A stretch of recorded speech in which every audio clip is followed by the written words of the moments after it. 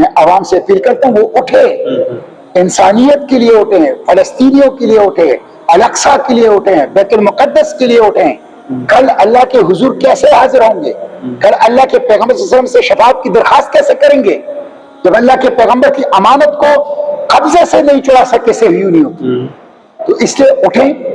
یا جو فلسطین کے ایشو پہ جس طرح میں نے ان کو لگام ڈالی ہے حکومت کو، یہ تو قربت اور قریب آنے کی نہیں، یہ تو ان کے خلاف میں بالکل حالتی جنگ ہے۔ جی سر، اور ذاتی طور پہ آپ کی بات نہیں کر رہا ہوں، پارٹی کی بات۔ میں پارٹی دیکھیں نا، میں تو جو پارٹی میں میری حیثیت ہے اور جو اپنی پرسنل کیپیسٹی میں اپنی وضاحت کر سکتا ہوں، اور پارٹی میں جو میری پارٹی بھی ہے، جی جی، یعنی آپ پارٹی کے باقی لیڈرشپ سے بھی پوچھ سکتے ہیں۔ آپ نے خود کہا کہ پروفیسر ابراہیم صاحب سے بھی آپ کی کنورسیشن ہوئی ہے، گفتگو ہوئی ہے، آپ ان سے بھی پوچھ سکتے ہیں۔ لیکن جماعت جو ہے وہ عوام کے کیمپ میں ہے، وہ پاکستان کے کیمپ میں ہے، وہ اسلام کے کیمپ میں ہے، وہ اسٹیبلشمنٹ کے کیمپ میں، امریکہ کے کیمپ میں، مافیا کے کیمپ میں، اشرافیہ کے نام پر لوٹ مار کرنے والوں کے کیمپ میں، اس میں نہیں، اس کے خلاف تو ہمارا اعلان جنگ ہے۔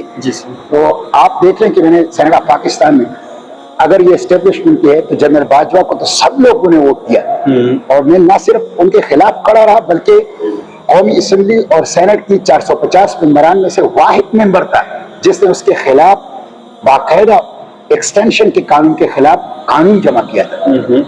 FATF کے قوانین کے خلاف ہم کھڑے رہے، کشمیر پالیسی کے خلاف جو ان کی تھی جس میں انہوں نے بیک کیا تھا 5 اگست 2019 کے بعد مودی کو کشمیر، ان کے خلاف ہم کھڑے رہے۔ تو میں سمجھتا ہوں کہ عوام کی، پاکستان کی، کشمیر کی اور اسلام کی جنگ جو ہے، اس مٹی کی جنگ، وہ مسئلہ نہیں کر رہے۔ سر، آپ نے فلسطین کے مسئلے کا ذکر کیا، یقیناً آپ ذاتی طور پر آپ کی پارٹی اس پہ بہت متحرک ہے، کلیئر بھی ہے ان کا موقف۔ پاکستان کی حکومت ایک سیاسی پارٹی کی ختم کرنے کی کوشش میں لگی ہوئی ہے، ایک سیاسی بندے کو قید مزید بڑھانا چاہتے ہیں۔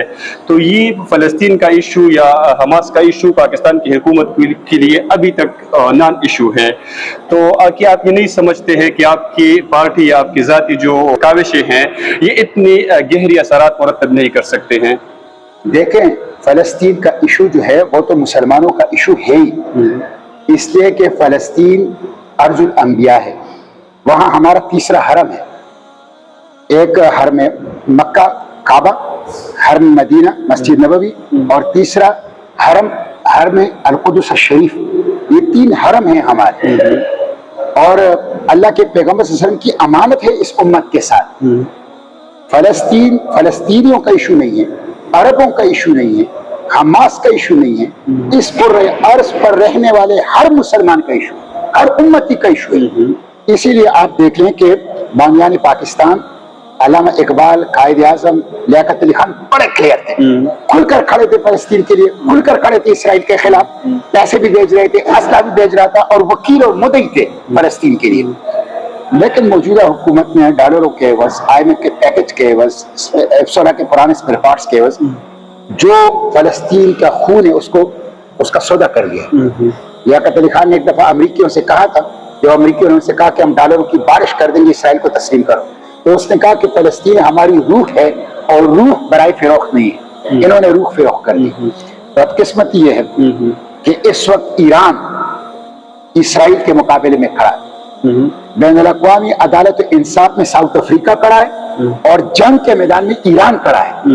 میں مطالبہ کرتا ہوں پاکستان سے بھی اور OIC کے ممبر کنٹریز اور عالم اسلام سے بھی کہ وہ کھل کر ایران کے ساتھ کھڑے ہو جائیں، کھل کر ایران کے ساتھ کھڑے ہو جائیں۔ یہ ایران کا صرف ایشو نہیں ہے، یہ پورے امت مسلمہ کا ایشو ہے۔ تو پاکستان کی جو پالیسی ہے غلامانہ ہے، خوف کی پالیسی ہے، بزدلی کی پالیسی ہے۔ آپ دیکھیں وزیر اعظم نے اقوام متحدہ میں تقریر کی تو اس نے کہا 2 اسٹیٹ سولوشن۔ 2 اسٹیٹ سولوشن، بھائی کس نے منظوری دی ہے 2 اسٹیٹ سولوشن؟ یعنی ایک ڈاکو آ جائے، آپ کے گھر کے 3 کمرے ہیں، اس میں 2 کمروں پہ قبضہ کر لے، ایک کمرہ آپ کے لیے چھوڑ دے، اور وہ ایک کمرہ بھی چھوڑ نہیں رہا، اس کے اوپر بھی اس نے قبضہ کیا، اور آپ کہتے ہیں نہیں یہ 2 کمرے اس کو دے دو اور یہ 1 کمرے میں تم رہو۔ بھائی وہ غاصب ہے، وہ جارح ہے، وہ قابض ہے، وہ دہشت گرد ہے۔ یہ سرزمین، یہ مٹی فلسطینیوں کا ہے۔